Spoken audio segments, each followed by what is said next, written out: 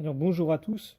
Aujourd'hui, nous continuons notre lecture du catéchisme de l'Église catholique et nous en sommes rendus à la question numéro 57 du compendium, qui est celle-ci. Si Dieu est tout-puissant et providence, pourquoi alors le mal existe-t-il? Eh bien, voici la réponse. Seul l'ensemble de la foi chrétienne peut donner réponse à cette question, à la fois douloureuse et mystérieuse. En aucune manière, Dieu n'est la cause du mal, ni directement, ni indirectement. Il éclaire le mystère du mal par son Fils Jésus-Christ, mort et ressuscité, pour vaincre le grand mal moral qu'est le péché des hommes, racine des autres maux.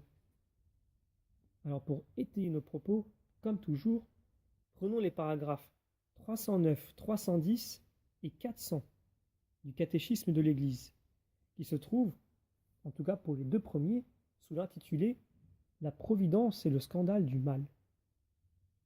Donc si Dieu le Père Tout-Puissant, créateur du monde ordonné et bon, prend soin de toutes ses créatures, pourquoi le mal existe-t-il? À cette question aussi pressante qu'inévitable, aussi douloureuse que mystérieuse, aucune réponse rapide ne saura suffire. C'est l'ensemble de la foi chrétienne qui constitue la réponse à cette question.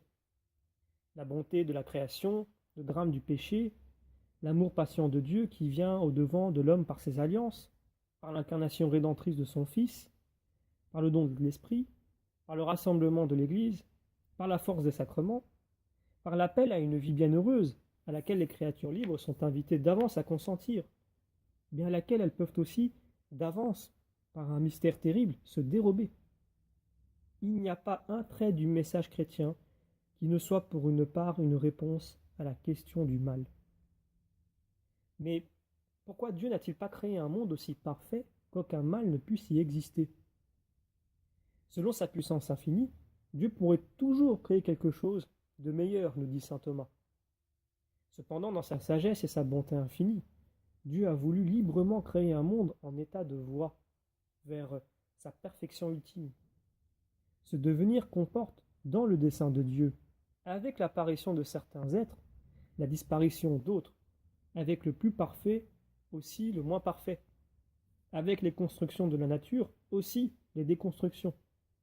Avec le bien physique existe donc aussi le mal physique, aussi longtemps que la création n'a pas atteint sa perfection, dit encore saint Thomas d'Aquin.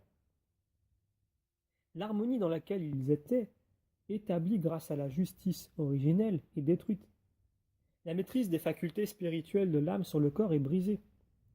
Voir notamment Genèse chapitre 3, verset 7. L'union de l'homme et de la femme est soumise donc à des tensions. C'est la suite de ce même chapitre.